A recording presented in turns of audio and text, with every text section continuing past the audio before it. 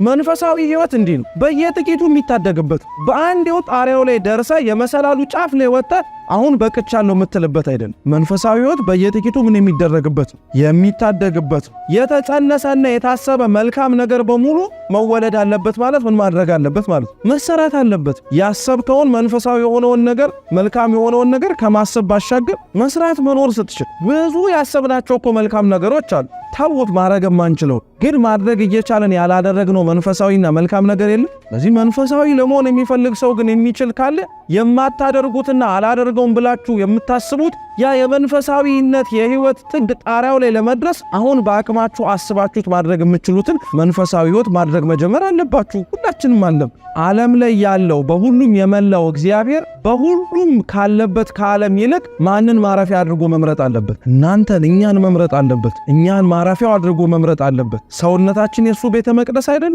መንፈሳዊነት ወይም መንፈሳዊ ሰው ለመሆን የሚፈልግ ሰው የሚችል ካለ መምረጥን የፈለገ ሰው ካለ መሆን የሚፈልግ ሰው ካለ እግዚአብሔር ቤተ መቅደስ አድርጎ ቤቱን ሰውነቱን ምን ማድረግ አለበት? ማረፊያ ማቀመጫ ማድረግ አለበት።